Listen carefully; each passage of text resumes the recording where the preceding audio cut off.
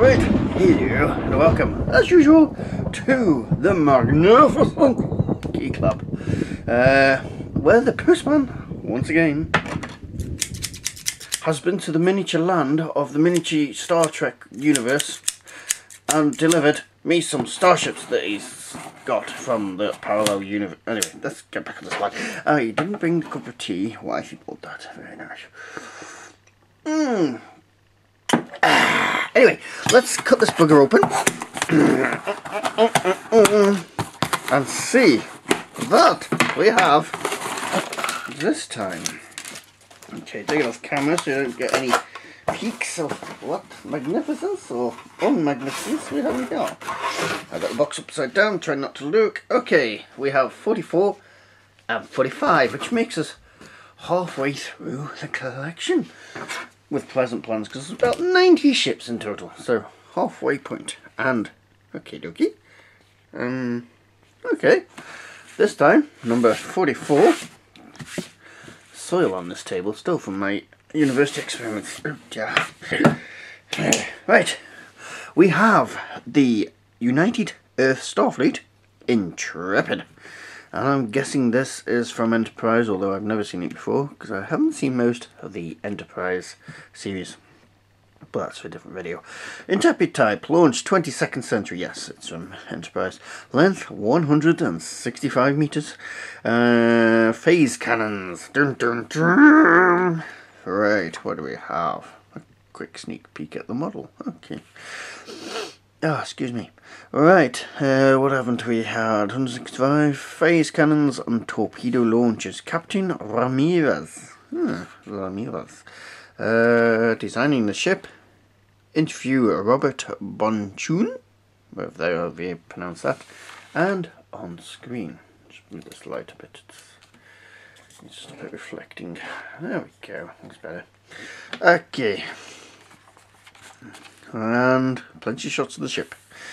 United Earth Starfleet Intrepid. One of Starfleet's earliest vessels, the Intrepid was used as defense support for Earth and its off-world colonies.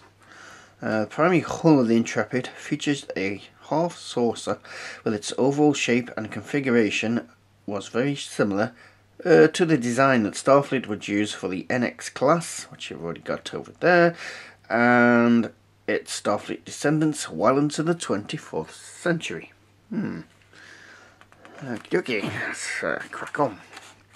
Some more nice pictures from the program. It's a bit primitive there though, what's going on? The Intrepid lost its port nacelle when it was trying to defend a human colony on Cell Alpha 5 from an attack by Xindi. Although it was forced to withdraw, Captain Archer was later able to reset the timeline. Do a lot of that lately, don't they? Resetting timelines. Data feed. The Intrepid was far from the last starship fleet to carry the name. In the 23rd century, the USS Intrepid NCCC 1631 was a Constellation-class ship that was crewed entirely by Vulcans. There was also an Excelsior-class USS Intrepid NCC, whatever, in the 24th century that responded to the Kittimer crisis. I seem to remember the name. Okay, looks a bit different. It looks Egyptian, actually. It looks like an Egyptian hairpiece, that bit there. Yes, interesting. Data feed. The separate nations of Earth came together as one organisation known as United Earth in the 22nd century. That ain't gonna happen these days. There were many agencies formed under its government, including the Military Assault Command Operations, MACO, the United Earth Diplomatic Corps, and the United Earth Space Probe Agency, which was led by Starfleet Command. Okay, designing the Intrepid. Go a bit shorter. And the nacelles moved upwards by the looks of it. And that flattened out, that was quite curvy initially. I like that design. I like that design. Sort of looked like that design, but yeah, it looks a bit like the Star Trek badge, so it's probably thinking a little bit, yeah. Okay, oh look, Voyager. The first episode of Star Trek that Robert Buchanan supervised involved one of the most complex shots ever produced as the USS Voyager crashed into the snow. For many years, Rob Bonjun was a mainstay of the Star Trek VFX team, supervising CG effects on both Foundation and Eden FX. There we go. So there he is. There's our man. Oh, I'm going to have to cover this up because you've seen it now. And I now know what's in the next one because I've looked at it. Oh well. I'll cover that up for you so you don't see it. Okay. On screen, key appearances: Star Trek Enterprise, The Expanse, and Star Trek Enterprise Twilight. And the back cover. There you go.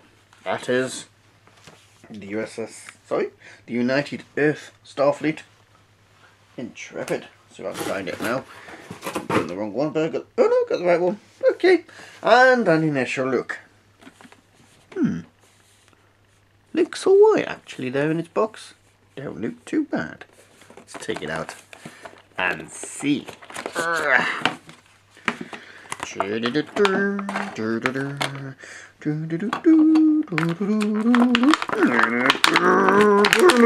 Oh, come on. Get out of there. Thank you. Thank you, lads. You're welcome. Right, okay. It's out. Box back together. And yeah, come here, stand, behave yourself. Here is our vessel. Introducing you to United Earth Starfleet Intrepid. So, top view, front view, and our cells over the top there. Bottom view.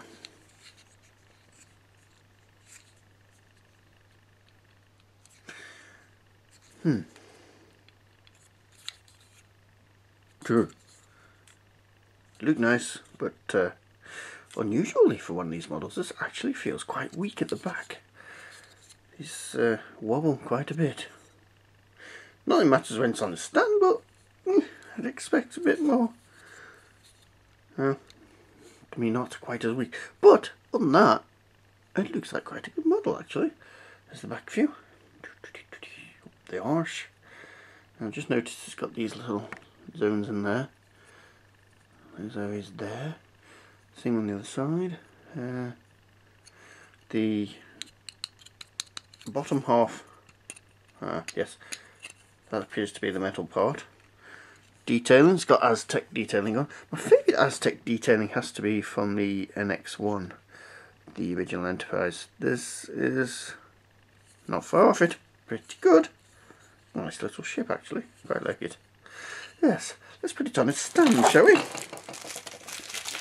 And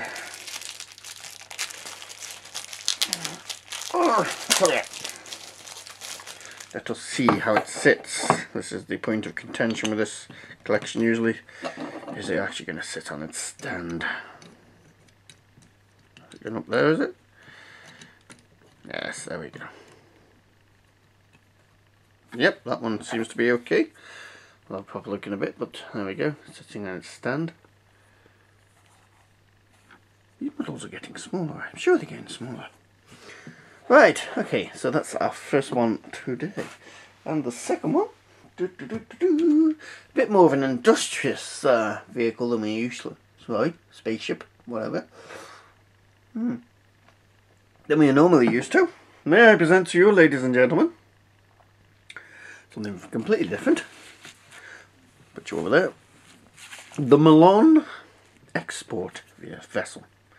This is a freighter launched in the 24th century, 515 meters in length, and a crew complement of 9 persons.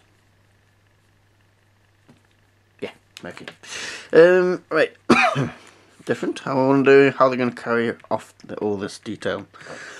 It's going to be interesting to see the model. It's going to be quite fragile, I imagine.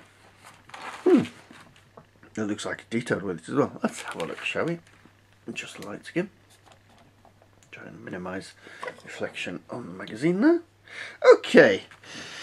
Got Delta Quadrant, crew of 9, weaponry, spatial charges. Wow, whatever that is. Captains, Emick Velvic and Fisic and I'm not going to say it now.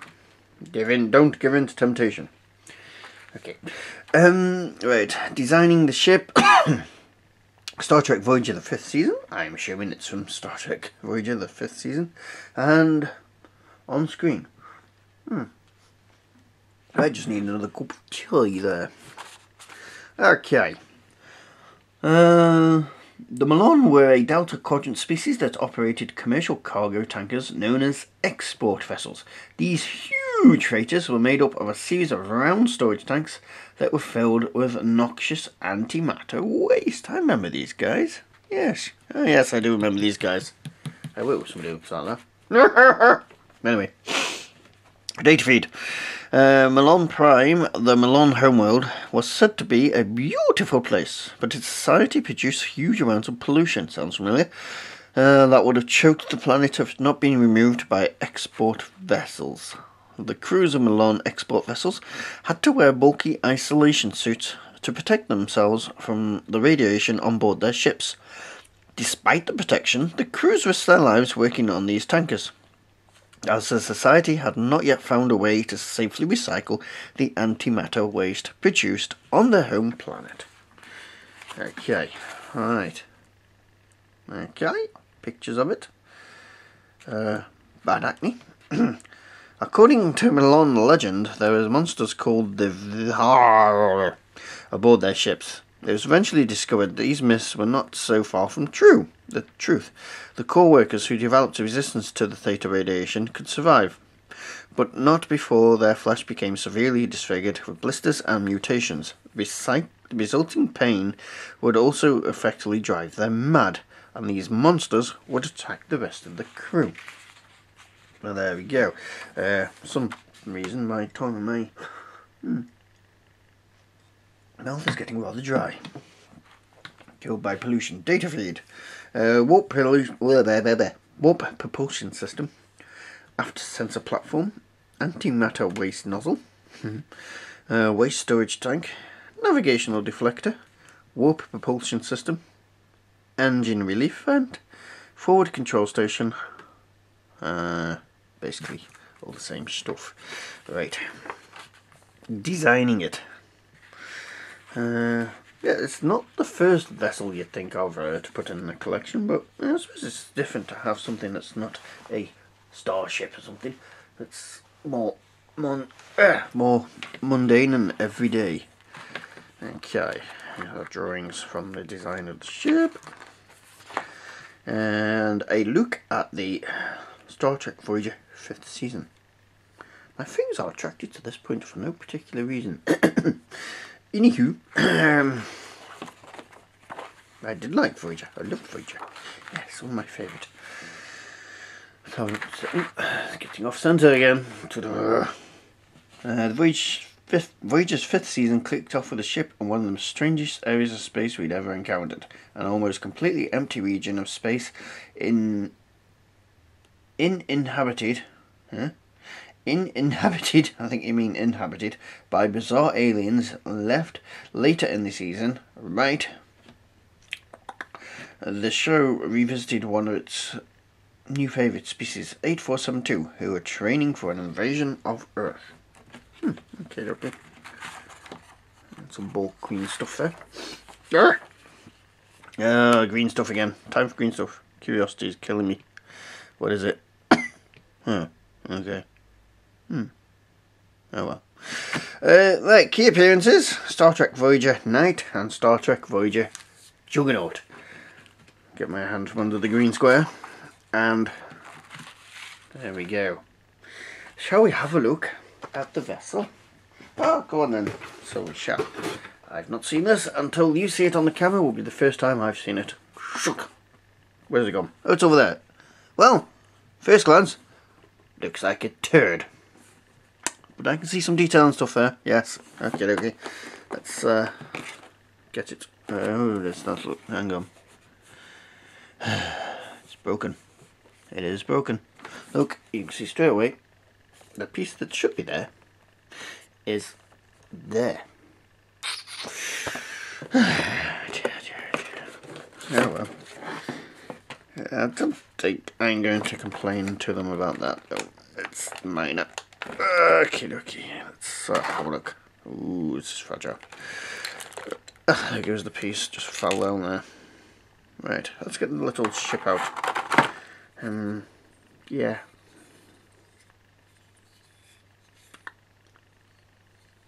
I think I'd rather have had a Starship, to be honest. It's just an unfortunate colour that makes it look like a turd. Sorry, I can't avoid saying it, because it looks like a turd. Right, let's see if this goes back in. No obvious way, it's just snapped off, I think. Yep. Ah! Gone down there somewhere. Anyway, let's look at it anyway. It's got 3 balls. Cover. Same colour as a turd, as we've already established. Nice detailing on the front there. Yeah. Ah, no. Hang on. Our piece looks like it's come from there, which means there's 2 broken off. Hello. Hello. Oh well. As it's not a ship I'm not too fussed about, I am not going to be complaining about it. My other piece is shot down here somewhere and I can't initially find it. Oh well. Only tiny pieces, so yeah. Barely noticeable. Not gonna be too concerned. Alright, so look at this. The stand on this thing. It's just a bit of disappointment to me, but there we go. Right.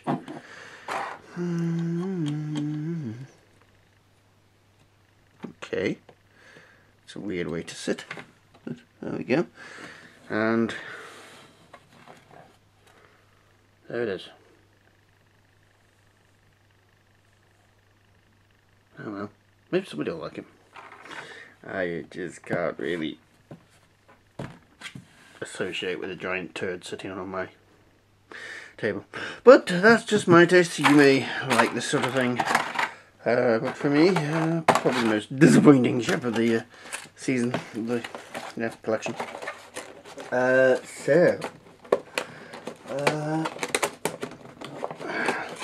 Let's get these up on the shelves and I shall show you the collection as it stands right now, including what I do with the boxes for the first time. We'll be right back. Right, here is the growing collection. All good guys, with the Enterprise and associated vessels up the top. And all the other stuff, including the man down over there on the bottom, the specials, and the old cube, and our new edition this month, and my other specials and stuff. Let's go look at the bad guys, shall we? Right, here on the 2 big red painted wooden shelves are the bad guys, starting with the Vengeance and working our way over, casting shadows because the lights are behind me. It's not an easy to light place. So there we go. Right over to the last month's special with the Klingon bird of prey there. It's called D4 from the latest Into Darkness movie. So there they all are. Ta-da! Okay, I'll quickly show you what I do with the boxes. Right, and here in the entranceway to the lab, top of the stairs, are all the boxes. That shows you how many ships there are, because that's all of them stacked up, apart from the specials, next to the projectors and stuff there. So, there we go, that's what I do with them. So, thank you very much! You need to quit being dirty. You're a dirty boy.